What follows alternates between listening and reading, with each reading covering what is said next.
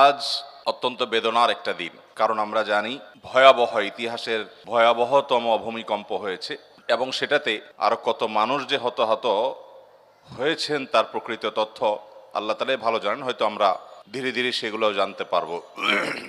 আমরা হয়তো সবসময় বুঝে উঠতে পারি না এই সকল প্রাকৃতিক দুর্যোগ, এগুলো দেখলে অনেক সময় আমরা গড়পড়তে আল্লাহর গজব বলে চালাই দেই, যেটা সবসময় সঠিক না। অনেক সময় মানুষের জীবনে বিপদ আসে, মুসিবত আসে, দুর্ঘটনা ঘটে, অ্যাক্সিডেন্ট হয়, এরকম আরো অনেক কিছু ঘটে। সেগুলো আল্লাহ তাআলা বান্দাকে পরীক্ষা করবার জন্য করেন।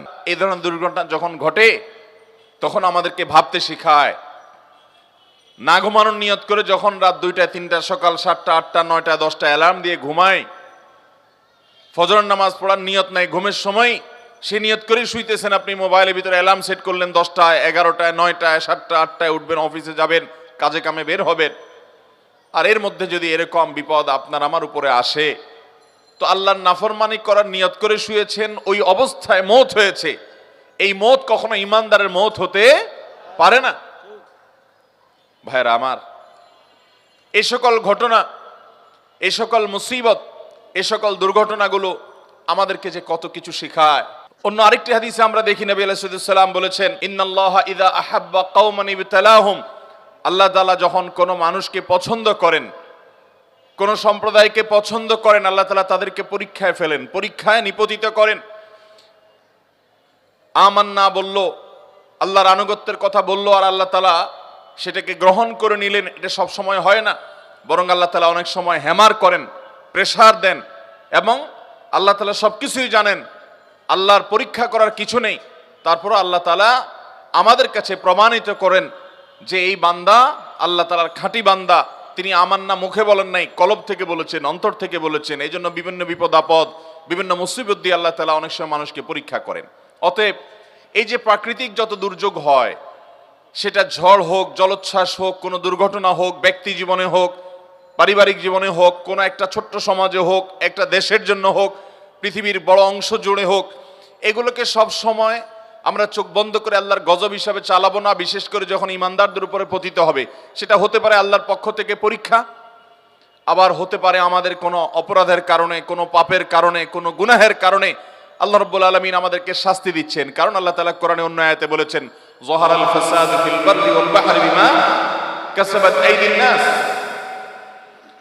মানুষ নিজের হাতে যে সমস্ত গুনাহ কামায়, এগুলোর কারণে আল্লাহ তাআলা পৃথিবীতে কিছু ব্যর্থ হয়, কিছু দুর্ঘটনা, কিছু বিপদ আপদ আল্লাহ তাআলা দেন। কেন দেন?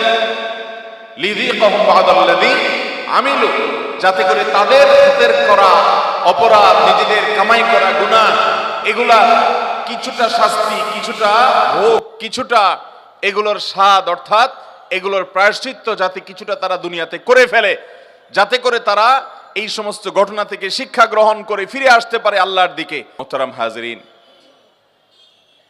ঠিক ফজরের সময় ভোরবেলা এই ধরনের দুর্ঘটনা যখন ঘটে, তখন আমাদেরকে ভাবতে শেখায়।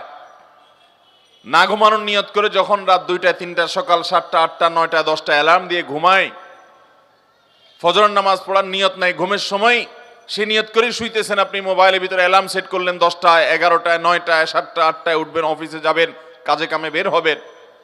আর এর মধ্যে যদি এরকম বিপদ আপনার আমার উপরে আসে, তো আল্লাহর নাফরমানি করার নিয়ত করে শুয়েছেন, ওই অবস্থায় মওত হয়েছে। এই মওত কখনো ঈমানদারের মওত হতে পারে না।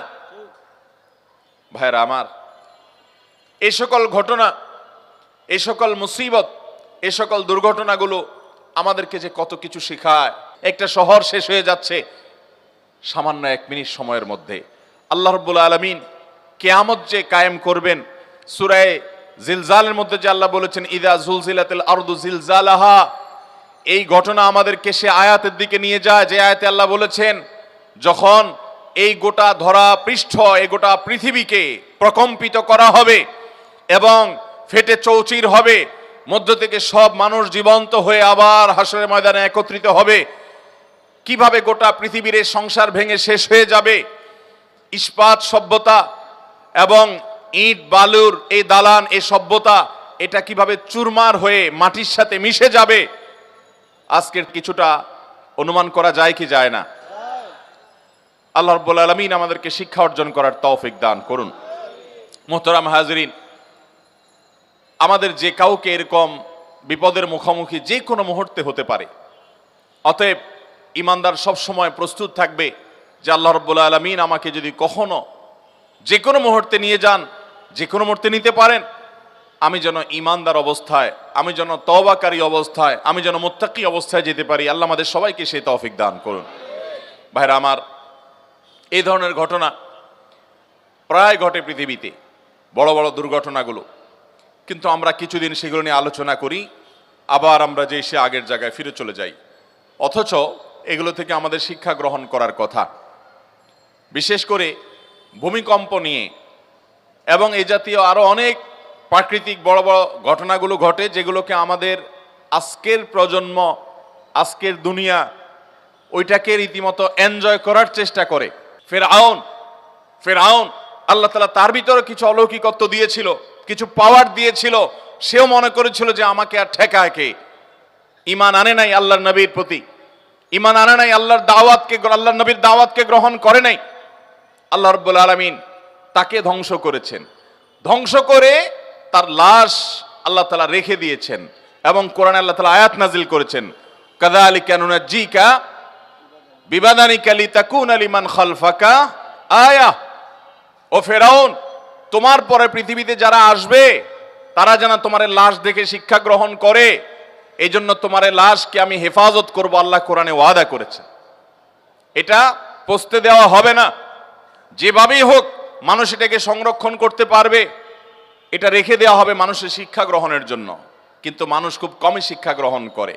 নবী করিম সাল্লাল্লাহু আলাইহি সাল্লামের হাদিস থেকে আমরা জানি, কিয়ামত যত নিকটবর্তী হবে ভূমিকম্পের পরিমাণ তত বাড়বে, ক্ষয়ক্ষতির পরিমাণ তত বাড়বে, মানুষ যত দালান কোঠার সভ্যতাকে বড় করবে, কিয়ামত যত নিকটবর্তী হবে, এগুলো সবগুলো কিয়ামতের আলামতের মধ্যে থেকে একটি। এই ভূমিকম্পের পরিমাণ যত বাড়তে থাকবে, কিয়ামত যত কাছাবে, ঘন ঘন ভূমিকম্প সারা পৃথিবীতে হবে।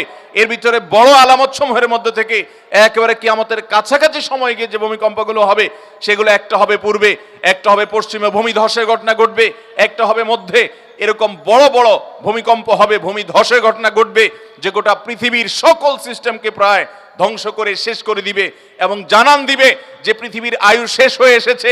আমরা আজ যে ভূমিকম্প করে মনে করছি না, এটার সাথে ধর্মের কোনো সম্পর্ক নেই, এটা নিছক বৈজ্ঞানিক বিভিন্ন সূত্রের আলোকে আমরা বলি যে এই কারণে হয়েছে, সেই কারণে হয়েছে, সেগুলো অবশ্যই সত্য হতে পারে, সেগুলোর সাথে কোনো সাংঘর্ষিকতা নেই। যেমন কেন ভূমিকম্প হয়, ভূমিকম্প কেন হয়, আজ থেকে শত শত বছর আগে ইমাম ইবনুল কাইয়িম রাহমাতুল্লাহি আলাইহি ভূমিকম্পের উপরে অনেক গবেষণা তার আছে। সেই গবেষণাগুলো পড়লে আমরা অবাক হয়ে যাব যে এত বছর আগে ইসলামের ইতিহাসের একজন বড় ইমাম, অনেক উঁচু মাপের একজন গবেষক, কিভাবে তিনি গবেষণা করে এই সমস্ত কারণগুলো আবিষ্কার করেছেন।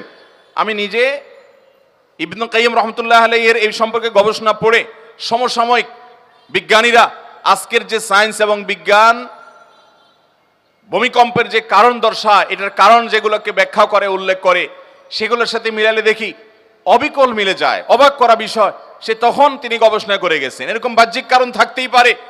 পৃথিবীর ভূপৃষ্ঠের নিচের গ্যাস যখন কমে যায়, সেটা ভূমি ফাটলের মাধ্যমে হোক, আগ্নেয়গিরির মাধ্যমে হোক, প্রস্তর পরে যখন নানান কারণে পৃথিবীর এই নিচে দেশে তলদেশে ফাঁকার সৃষ্টি হয়, সেটার কারণে জমিন দেবে যায়, ভূমিকম্প হয়, এরকম নানান বিষয় বৈজ্ঞানিক গবেষণা উঠে এসেছে। এগুলোর সাথে কোন হাদিসে কোনো ইসলামের দৃষ্টি হলো, কোরআন এবং হাদিসের দৃষ্টি হলো আরো পেছনে।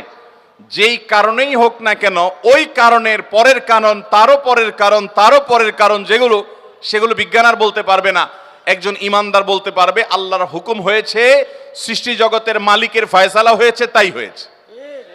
অতএব আমরা অনেক কারণ বলতে পারবো। এখন যদি বলা হয় যে গ্যাস কেন বের হয়ে আসলো ফাটল দিয়ে, আগ্নেয়গিরি দিয়ে, এটার বিকল্প কেন থাকলো না?